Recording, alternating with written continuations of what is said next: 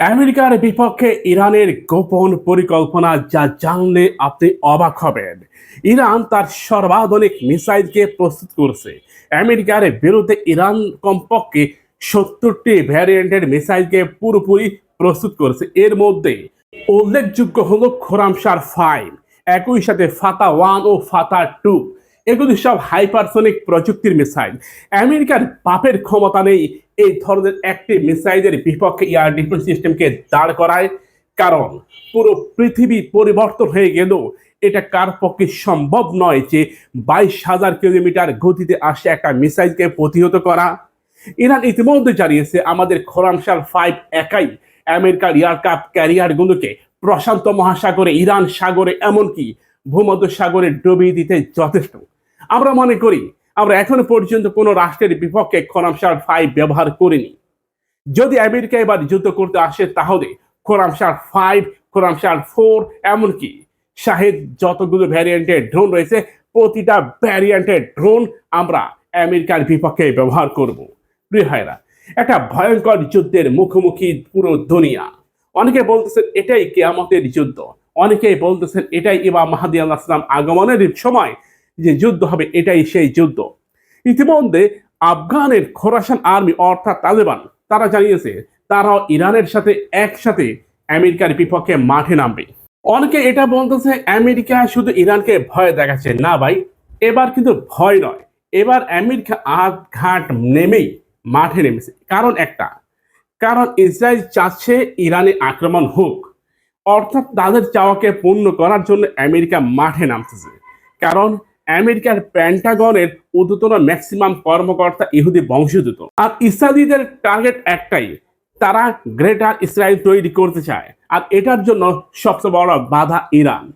কারণ ইরান অধ্যুষিত, ইরানের সমর্থিত কিছু মিলিশিয়া বাহিনী রয়েছে যারা সিরিয়াতে অবস্থান করতেছে, যারা লিবিয়াতে অবস্থান করতেছে, যারা ফিলিস্তিনিতে অবস্থান করতেছে, এমনকি যারা ইরাকে অবস্থান করতেছে। এই মিলিশিয়া বাহিনীগুলো শিয়াপন্থী, এদেরকে দমন করতে না পারলে ইসরায়েলের সেই গ্রেটার ইসরায়েল এটা কখনোই পূরণ হবে না। অর্থাৎ তাদের এই স্বপ্নকে বাস্তবায়ন করতে গেলে ইরানকে শেষ করতে হবে। কিন্তু ইরান যে অনেক শক্তিশালী, আন্তর্জাতিক সামরিক র্যাঙ্কিং গ্লোবাল ফায়ার পাওয়ার র্যাঙ্কিংয়ে ইরানের অবস্থান 16তম, আর আমেরিকার অবস্থান 1তম। 1 নম্বরে রয়েছে আমেরিকা। এখন প্রশ্ন হলো, প্রায় 65 নাম্বারে থাকা আফগানের বিপক্ষে আমেরিকাকে যুদ্ধ করতে হয়েছে প্রায় 20 বছর। ইরাকের বিপক্ষে আমেরিকাকে যুদ্ধ করতে হয়েছে প্রায়, এখনো পর্যন্ত রানিং, এটা এখনো আমেরিকা ক্লোজ করেনি, এখনো চলমান। 2003 থেকে এখনো পর্যন্ত এটা চলমান। আর এগুলো ছিল অস্ত্রবিহীন, সামরিক শক্তি তাদের নেই বললেই চলে। কিন্তু সামরিক শক্তিতে দুনিয়া কাঁপানো একটা শক্তি রয়েছে ইরানের। সেই শক্তির বিপক্ষে আমেরিকা যুদ্ধ করবে। তবে আমেরিকা একটা টাইম সিলেক্ট করে নিয়েছে যে তারা 7 দিন অনবরত ইরানে অ্যাটাক করবে, আর ইরান এর মধ্যে যা করার করবে। এই 7 দিনের মধ্যে আমেরিকার B2 bomber, F-22 Raptor, F-35, F-16 Falcon, এরপর ইগল থেকে শুরু করে যা আছে সবগুলো যুদ্ধ বিমানকে তারা এখানে মাঠে নামাবে। এরপর শুরু হবে খেলা। অর্থাৎ 7 দিনে ইরানের কমপক্ষে 70 থেকে 80% জায়গা তারা বোমা বর্ষণ করবে। কোনো সৈনিক মাঠে নামবে না। এটা হচ্ছে আমেরিকার কৌশল।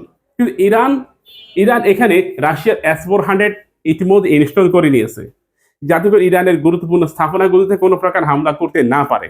একই সাথে চাইনিজ এয়ার ডিফেন্স সিস্টেম, ইরানের নিজস্ব তৈরি এয়ার ডিফেন্স সিস্টেম, সবগুলোকে তারা এবার ফোকাস করবে, ব্যবহার করবে। সব মিলিয়ে বিশেষজ্ঞরা এটা মনে করতেছেন একটা শেয়ানে যুদ্ধের সম্ভাবনা মধ্যপ্রাচ্যে দেখা যাবে। তবে সবচেয়ে বড় সমস্যা হচ্ছে আরব রাষ্ট্রগুলো। ইরান অতি গোপনে মাটির অনেক গভীরে কিন্তু সামরিক কারখানা নির্মাণ করছে, যেটাকে আমরা সামরিক বাংকার বলি। এখানে ইরান অনেক অত্যাধুনিক মিসাইল তৈরি করতেছে মাটির অনেক গভীরে।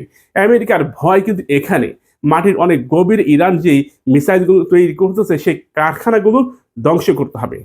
প্রিয় ভাইরা, আরব রাষ্ট্রগুলো যদি বেইমানি না করে তাহলে এবারই আমেরিকার কবর তৈরি হবে। ভিডিওটি শেয়ার করুন আপনার প্রিয় বন্ধুদের সাথে, অবশ্যই শেয়ার করবেন মুসলিম হিসাবে।